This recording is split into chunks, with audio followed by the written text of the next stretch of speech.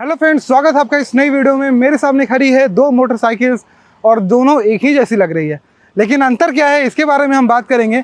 तो मेरे सामने खड़ी है एक जो कि पल्सर की N160 है, दूसरी मोटरसाइकिल है पल्सर की N150। दोनों का फ्रंट लुक एक जैसा है लेकिन अंतर बहुत सारे हैं, उसके बारे में हम बात करेंगे। प्लस अगर आप शोरूम जा रहे हैं बजाज की और दोनों बाइक में आप कंफ्यूज हो रहे हैं तो यहीं पर मैं आज क्लियर कर दूंगा कि आपको कौन सी बाइक दोनों में से लेनी चाहिए। दोनों बाइक का बजट भी अलग है, थोड़ा सा दाम में जो अंतर आ रहा है उसके बारे में भी हम बात करेंगे, और कौन कैसी चलती है, किसको लेना चाहिए, ज़्यादा उम्र है अगर आराम से चलाते हैं तो कौन सा लेना चाहिए, अगर थोड़ा रफ चलाते हैं, थोड़ा फास्ट चलाना चाहते हैं तो कौन सा लेना चाहिए, उन सभी बातों के बारे में बात करेंगे।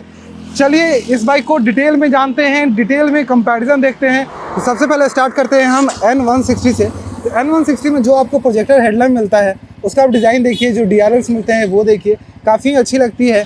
और आगे में जो लाइट है उसका थ्रो बहुत अच्छा है। इसका डिस्क प्लेट बड़ा मिलता है, डुअल चैनल ABS के साथ आती है। ये ब्रोकलिन ब्लैक जो वेरिएंट है, ये अगर इसका दो वेरिएंट और लीजिएगा तो उसमें सिंगल ABS का ऑप्शन मिलता है, लेकिन आजकल नहीं आ रही है, तो आप डुअल चैनल ABS वाला ही वेरिएंट आपको मिलेगा। और आगे में जो टायर मिलते हैं वो आपको काफ़ी अच्छा यहाँ देखने को मिल जाएंगे। यहाँ पे आपको 100 सेक्शन के टायर मिलते हैं देखने को, जो कि काफ़ी अच्छा ऑप्शन है।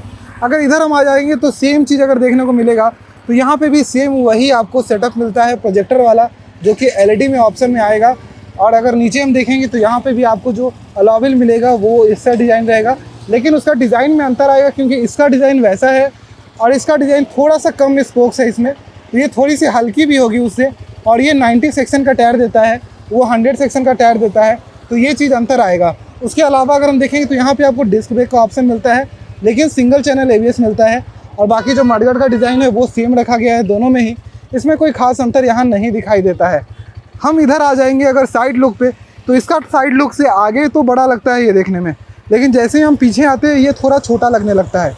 कारण मैं आपको दिखाता हूँ कि इसका जो ग्राब रेल है वो कनेक्टेड है, प्लस इसका जो सस्पेंशन का हाइट है वो थोड़ा कम है। इसका जो ग्राब रेल है वो स्प्लिट है, और इसका सस्पेंशन का जो पीछे का जो सॉकर का हाइट है वो आपको ज़्यादा मिलता है।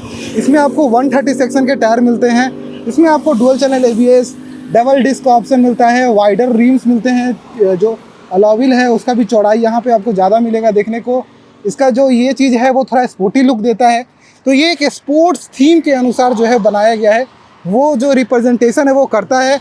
ये कम्यूटर थीम को जो एक दर्शाना चाहता है वो यहाँ ये रिप्रेजेंट करता है। यहाँ RLP मिल जाता है, rear wheel lift off protection, लेकिन यहाँ पे डिस्क का ऑप्शन नहीं मिलता है, ना ही यहाँ पे ABS का ऑप्शन मिलता है, क्योंकि एक बजट सेगमेंट भी है और एक कम्यूटर के हिसाब से भी इसको बनाने की कोशिश किया गया है। उसके हिसाब से देखिए, इसमें आपको स्प्लिट सीट का ऑप्शन मिलता है, मतलब 2 सीट अलग अलग, सीट की लंबाई भी ज़्यादा आपको लगेगी।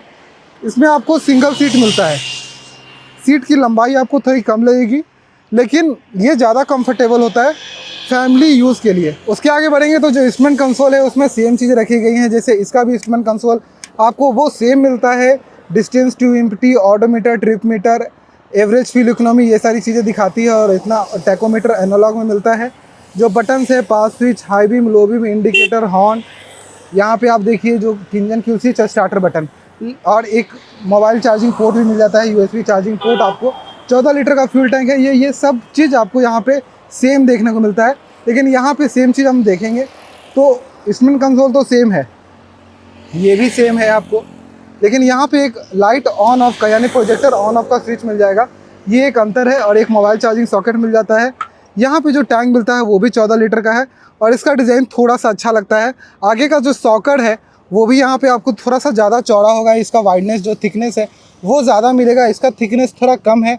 तो ये जो आगे का फ्रंट टेलीस्कोपिक है वो भी दोनों अलग अलग है, ये आप मान के चलिएगा।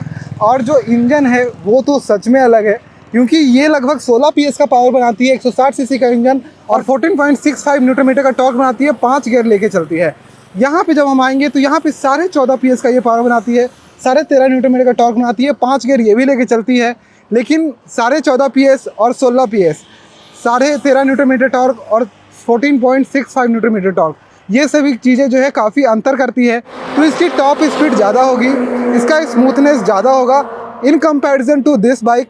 इसका जो है गियर बॉक्स 150 cc के अनुसार ही है, तो इसका जो कंपैरिजन, इसका जो लुक होगा, इसका जो पिकअप होगा, ये सब कुछ जो है 150 cc के अनुसार होगा। तो डेफिनेटली अगर वो दाम ज़्यादा ले रही है तो वो उतना सर्व भी कर रही है, उतना आपको पैसा वसूल करके दे रही है। ये जितने दाम में आएगी वो उतना पैसा वसूल करके देगी। अब बात आ जाती है कि प्राइस कितना है दोनों का। तो अगर हम दोनों बाइक्स की बात करें तो ये बाइक अभी ऑन रोड लगभग 1,58,000 रुपये की आ रही है, 158,000। ऑन रोड की मैं बात कर रहा हूँ। 1.4 लाख के आसपास आएगी, थोड़ा सा ऊपर या फिर नीचे हो सकती है 1-2 हज़ार रुपये। तो ये प्राइस लगभग 20,000 रुपये यानी 18 से 20,000 रुपये का अंतर आपको देखने को मिलेगा बाइक में। मुझे ये अंतर और कम भी लग सकता है, यानी कि 15 से 17 हज़ार का भी आप मान के चलिएगा। तो आप देखिए कि आपको 15 से 17 हज़ार रुपये के गैप में ये बाइक चाहिए जो डुअल चैनल ABS के साथ आती है, 16 PS का पावर बनाती है, 14.5 न्यूटन मीटर से ज़्यादा का टॉर्क बनाती है, 5 गियर बॉक्स इसका बहुत ही प्रीमियम है। इसका पीछे का टायर 130 सेक्शन का मिलता है। ये एक स्पोर्टी लुक, पीछे का जो सॉकर है वो थोड़ा उसका बेस ज़्यादा है, स्पोर्टी लुक पीछे का दर्शाती है। स्प्लिट सीट आता है, आगे का जो टेलीस्कोपिक है वो चौड़ा है। अगर इसका जो ये आप देख सकते हैं जो अलॉय व्हील है उसका डिज़ाइन अच्छा है, डिस्क का डायमीटर अच्छा है, dual channel ABS dual disc के साथ आती है। या फिर आपको ये बाइक चाहिए जो कि 14.5 PS का पावर बनाती है, 13.5 न्यूटन मीटर टॉर्क बनाती है, 5 गियर, 120 सेक्शन का पीछे टायर मिल जाता है, सिंगल चैनल ABS है, सिंगल डिस्क है। मतलब ये इस तरह से है, सिंगल सीट भी आती है कि लगभग 15 से 18 हज़ार रुपये के बीच का अंतर आने वाला है। तो दोनों बाइक में से आपको कौन सी पसंद है ये भी मुझे कमेंट में बताइएगा।